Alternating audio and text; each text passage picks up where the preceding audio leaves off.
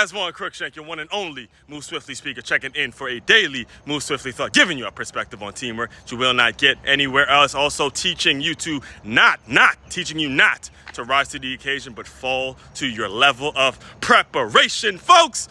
Top five. We're in another Top 5 Tuesday, recording this, I believe it is May 20th, 2025.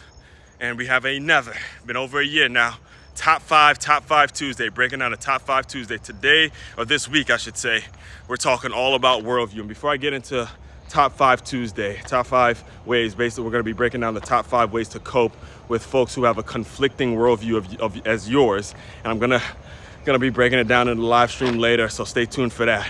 But I have to tell this story. It just hit me to tell it as I was taking my run, which is one of the reasons, by the way, I do these every single day right after a run, where it's all out and getting my mind right to go and conquer this day, conquer this moment, conquer the 24 hours that you have right now. Conquer it. Don't worry about a year from now. Just conquer the day. You stack enough of those up, you're gonna start to have a great life. It's gonna be a great week. It's gonna be a great month and a great year. Then ultimately a great life. Okay, conquer the day.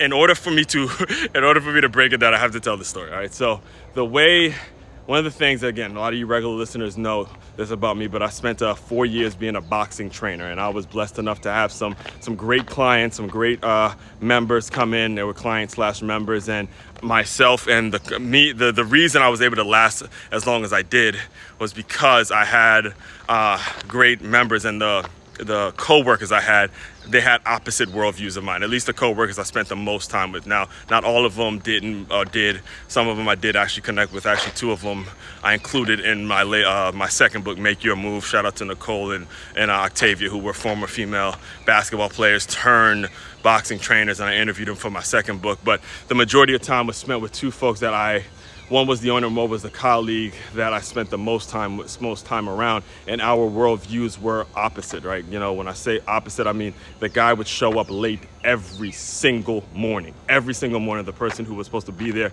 7 o'clock would show up late every single morning. It would frustrate the hell out of me because, again, my worldview is you show up. If you're 5 minutes early, then you're on time. Like if you're 3 minutes early, then you're late. That was my worldview, right? So we had a client, I had a member. Shout out to Gator. Shout out to Gator. I'm gonna put a real name out there, but shout out to Gator. That's what we called her. She's a Florida Gator and all that. So she was in the heavy into sports, has 2 boys, and raising them and doing some major things in the world, in the professional development and all that kind of stuff. And I remember I was frustrated one morning, and she told me, it was after work, and she goes, look, you just got to simply accept the fact that everyone didn't have that coach. I would always talk about my coaches, and I would always talk about all of the men and all the programs and all the things that I had lived through that taught me, hey, showing up late and being on time and all this stuff is important when you get yourself into the workforce again. And when she broke it down like that, it kind of recreated it stuck in my mind because, hey, when you're running into these folks that conflict with your worldview, there's a process that you have got to adopt, and you got to understand that, hey, everyone didn't have the life experiences you had, and there's a certain coping mechanism that's in place. So that's what we're going to break down today. All right. So top 5 ways to cope with a person or people, a group of people, because in many situations, it's not just one person. Most of the times it becomes an issue when you're around a group of people that conflict with your worldview, because that group of people, they find comfort in one another. They make excuses for each other. They create a clique and they create a comfort zone that makes it so your worldview starts to get moved out the way, and their lazy BS starts to become something that's acceptable. All right. So there's a coping mechanism that you must adopt. All right. First thing you got to do, and we're in the top 5 list now. First thing you got to do is you got to breathe. As crazy as it sounds, is you just got to breathe. It's like telling a kid when, they see that something happens, they get burnt or something, you just like breathe it. Understand, take control of the situation by first breathing. All right, breathing. That's number 1. Breathe. Number 2, once you take your breath and you realize, okay, I'm alive, it's gonna be okay, you're gonna be fine.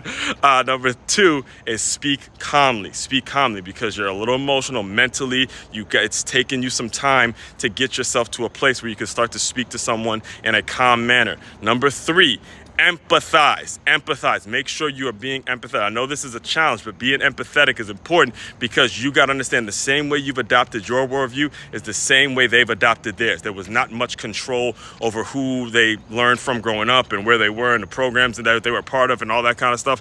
Hey, empathize with them. They have that worldview. Do your best to say, okay, that's you, this is me, and hey, that's just the way it's going to be. Number 4, create that empathy. Now you get to create a professional distance. Create the professional distance where you get some clarity on what it is you want to do, what you want out the organization and what they want, and you have professional distance. You're not, buddy and going to happy hour with them and, doing vacations and all that kind of nonsense. There's a professional distance that's important when you're talking about elevating, when you're talking about being promoted, when you're talking about getting yourself to a place where you are in your zen, in your blissful place, right? The place where you always wanted to be. And number 5 is a very, very easy one. Move the fuck on.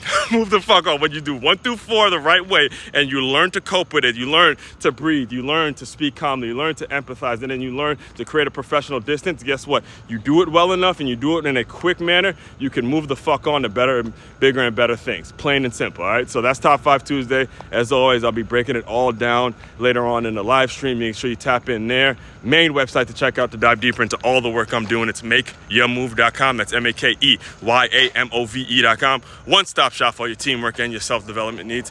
As one, Crookshank, your one and only Move Swiftly speaker checking out. You guys continue to move swiftly. We will talk more soon.